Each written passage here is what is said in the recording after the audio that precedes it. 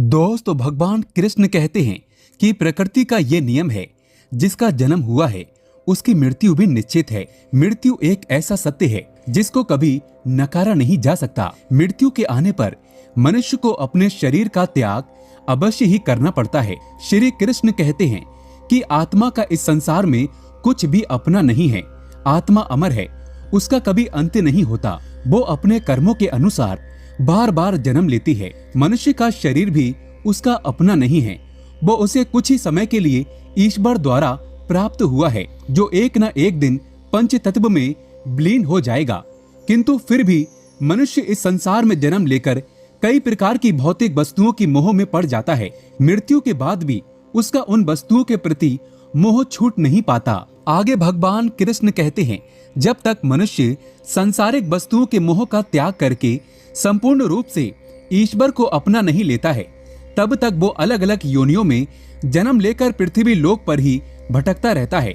कभी कभी उन वस्तुओं के प्रति उसका मोह इतना अधिक होता है कि वो मृत्यु के बाद भी इसी पृथ्वी लोक पर भ्रमण करता रहता है, अर्थात हमारे आसपास भटकता रहता है।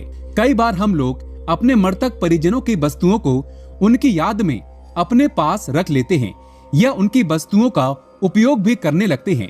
लेकिन गरुड़ पुराण के अनुसार हमें मृत व्यक्ति की कुछ वस्तुओं का उपयोग कभी नहीं करना चाहिए, क्योंकि इन वस्तुओं के साथ उस मृत व्यक्ति की ऊर्जा जुड़ी हुई होती है। मरने के बाद भी उस व्यक्ति का उन वस्तुओं के प्रति मोह बना रहता है और जिस कारण से उनकी आत्मा उन वस्तुओं से जुड़ी हुई रहती है। और यदि कोई व्यक्ति उन वस्तुओं का उपयोग करता है तो उसे कई प्रकार की परेशानियों का सामना करना पड़ता है। वो मृत आत्मा उसे कई प्रकार के कष्ट देने लगती है। दोस्तों, गरुड़ पुराण में मृत व्यक्ति की ऐसी 3 चीजों के बारे में बताया गया है जिनका भूलकर भी हमें इस्तेमाल नहीं करना चाहिए, अन्यथा हमें भयंकर परेशानियों का सामना करना पड़ सकता है। जिस व्यक्ति की वो वस्तुएं होती हैं उसे मोक्ष की प्राप्ति नहीं हो पाती और वो पृथ्वी लोक पर भटकता रहता है। तो ऐसे में हम जानते हैं वो ऐसी कौन सी वस्तुएं हैं जिनका उपयोग हमें नहीं करना चाहिए। लेकिन उससे पहले अभी तक आपने हमारे चैनल को सब्सक्राइब नहीं किया है तो चैनल को सब्सक्राइब करके बेल आइकन जरूर दबाइएगा। सबसे पहली चीज है मृत व्यक्ति के कपड़े। गरुड़ पुराण के अनुसार किसी भी मनुष्य को मृत व्यक्ति के वस्त्रों का उपयोग कभी नहीं करना चाहिए। उन्हें भूल कर भी अपने शरीर पर कभी धारण नहीं करना चाहिए। ऐसा करने पर उस मृत व्यक्ति की आत्मा उससे जुड़ जाती है और उस मृत व्यक्ति की यादें उसे सताने लगती हैं। जो भी मृत व्यक्ति के वस्त्रों का उपयोग करता है उसे वो आत्मा मानसिक और शारीरिक रूप से कमजोर बना डालती है। इन वस्तुओं का उसके मन पर बहुत ही गहरा प्रभाव पड़ता है। उस व्यक्ति को बार बार अपने उस मृत परिजन की ऊर्जा का उसे एहसास होने लगता है। वो मृत परिजन उसके सपनों में बार बार आकर उसे दुख और यातनाएं देने लगती है। इसी कारण से गरुड़ पुराण में कहा गया है कि मृत व्यक्ति के वस्त्रों का उपयोग कभी किसी को भूल कर भी नहीं करना चाहिए। लेकिन आप याद के तौर पर घर में संभाल कर रख सकते हैं अथवा उनके वस्त्रों को नदी में बहा सकते हैं या जमीन में गाड़ सकते हैं। लेकिन भूल कर भी मरे हुए व्यक्ति के कपड़े कभी नहीं पहनना चाहिए। खासकर पितृपक्ष कनागतों के दौरान ऐसा तो भूल कर भी ना करें। दूसरी बात, मरे हुए व्यक्ति के गहने। गरुड़ पुराण में कहा गया है कि किसी भी मनुष्य को अपने मृत परिजनों अथवा किसी स्त्री के गहने भी कभी उपयोग नहीं करना चाहिए। स्त्रियों का उनके आभूषणों और गहनों से बहुत अधिक लगाव होता है। मृत्यु के बाद भी उनका इन वस्तुओं के प्रति लगाव कम नहीं होता। गरुड़ पुराण के अनुसार मृत आत्मा का आभूषणों के प्रति लगाव उनके वस्त्रों से कई गुना अधिक होता है और जो भी व्यक्ति उनकी मृत्यु के पश्चात उनकी इच्छा के विरुद्ध उनके गहनों को पहनता है अथवा उनके आभूषणों का उपयोग करता है तो उस मृत व्यक्ति की ऊर्जा उस व्यक्ति से जुड़ जाती है और जिस कारण से उसे मानसिक परेशानियों का सामना करना पड़ता है। इसीलिए मृत व्यक्ति के गहनों को कभी नहीं पहनना चाहिए। आप इन गहनों को उनकी याद में अपने घर में संभाल कर रख सकते हैं अथवा इन गहनों को गलाकर आप नए गहने बनवा सकते हैं। लेकिन भूल कर भी उन्हें उसी अवस्था में कभी नहीं पहनना चाहिए। यदि मरे हुए व्यक्ति ने अपनी मृत्यु से पूर्व आपको ये गहने भेंट किए हैं या फिर ऐसी इच्छा जाहिर की थी कि आप उन गहनों को पहने तो ऐसे में आप वो गहने पहन सकती हैं। लेकिन यदि उस मृत व्यक्ति ने अपने इन गहनों को संभाल कर रखा हुआ था, जिससे उनका सबसे अधिक लगाव था। तो ऐसे में गहनों को भूल कर भी नहीं पहनना चाहिए, नहीं तो आप बुरी तरह से आत्माओं के जाल में फंस सकते हैं। तीसरी चीज है मरे हुए व्यक्ति की घड़ी। वस्त्रों और गहनों की तरह ही घड़ी भी मृत व्यक्ति की ऊर्जा का प्रमुख स्रोत होती है।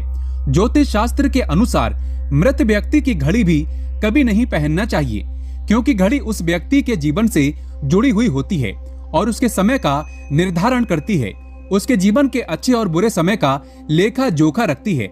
इसीलिए उस व्यक्ति के मृत्यु के पश्चात उसकी घड़ी में उसकी सकारात्मक और नकारात्मक ऊर्जा दोनों का वास होता है। जो भी व्यक्ति मृत व्यक्ति की घड़ी को धारण करता है तो उस पर उन ऊर्जाओं का नकारात्मक प्रभाव पड़ता है और उसे कष्ट भुगतने पड़ सकते हैं। लेकिन यदि मृत व्यक्ति ने मृत्यु से पूर्व ही आपको ये घड़ी भेंट में दी है तो आप उस घड़ी का उपयोग कर सकते हैं। दोस्तों, अक्सर हम जाने अनजाने में ऐसी गलतियां कर देते हैं जिसकी वजह से आए दिन घर में परेशानियां आती रहती हैं।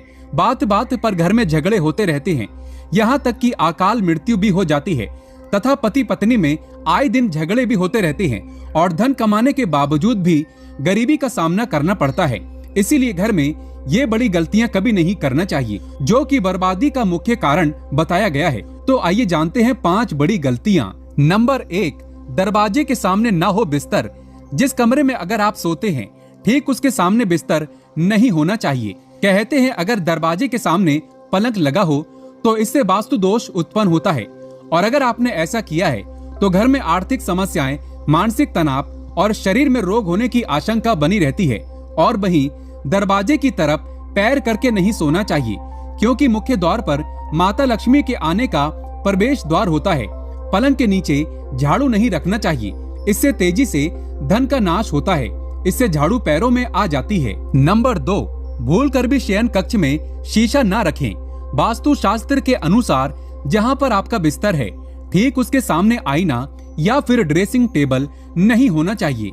इससे पति पत्नी में झगड़े होते हैं, गृह कलेश होता है। इससे रोग होने की संभावना अधिक होती है। इससे नकारात्मकता और बढ़ जाती है। सुबह बिस्तर से उठते ही आईना नहीं देखना चाहिए, बहुत ही अशुभ माना जाता है। इससे आपका कोई भी काम नहीं बनेगा, बल्कि सब उल्टा हो जाएगा। अगर कमरे में आईना लगा है तो कपड़ा डालकर ही सोना चाहिए और सुबह के समय कपड़ा उतारते समय एकदम आईना ना देखें, पहले ईश्वर के दर्शन करें। नंबर 3, शास्त्रों के अनुसार लकड़ी को सबसे पवित्र माना जाता है। पति पत्नी के कमरे का जो बेड होता है वो हमेशा लकड़ी का होना चाहिए। लोहे का बेड नकारात्मकता का संचार करता है। लोहे का बेड होने से शनि दोष लगता है, शनि देव क्रोधित हो जाते हैं और आपको राहु केतु के प्रकोप का सामना करना पड़ता है। ऐसे में आपके वो सभी कार्य विफल हो जाते हैं जो आप करना चाहते हैं। नंबर 4, शास्त्रों के अनुसार हमेशा मनुष्य को साफ बिस्तर पर सोना चाहिए। गंदे बिस्तर पर सोने से पितृदोष लगता है, शनि दोष लगता है। राहु केतु ऐसे घर में अपना स्थान बना लेते हैं। इसीलिए तकिया, बिस्तर, रूम आदि साफ होना चाहिए। हफ्ते में एक बार अपने रूम में शुद्ध गंगा जल से अवश्य छिड़काव करें, इससे रूम का वास्तु दोष स्वच्छ हो जाता है। नंबर 5, वास्तु शास्त्र के अनुसार अगर आपका परिवार आर्थिक तंगी से परेशान है, धन आते आते रुक जाता है, पैसे तो बहुत हैं पर घर में सुकून और शांति नहीं है, तब आपको घर के ईशान कोण में यानी कि उत्तर पूर्व कोने में किसी कांच की कटोरी में साबुत नमक भर कर रखना चाहिए। जो डेली वाला नमक होता है वो आपको रखना चाहिए और हर महीने या फिर हफ्ते में इसे बदलते रहें या किसी पानी में बहा दें। इससे घर का वास्तु दोष हमेशा के लिए सही ढंग से काम करने लगता है। दोस्तों, मुख्य द्वार पर चप्पल आदि नहीं रखना चाहिए। मुख्य द्वार पर खाली ताला लगाकर नहीं रखना चाहिए, इससे खुली किस्मत के ताले लग जाते हैं। बंद ताला घर के मुख्य द्वार पर कभी नहीं टांगना चाहिए। मुख्य द्वार पर माता लक्ष्मी के आने का आगमन होता है, इसीलिए उसे हमेशा साफ करते रहें और गंगा जल का छिड़काव अवश्य करें। अगर आप माता लक्ष्मी से प्यार करते हैं तो कमेंट बॉक्स में लिखें जय माता लक्ष्मी। अभी तक के लिए बस इतना ही। धन्यवाद।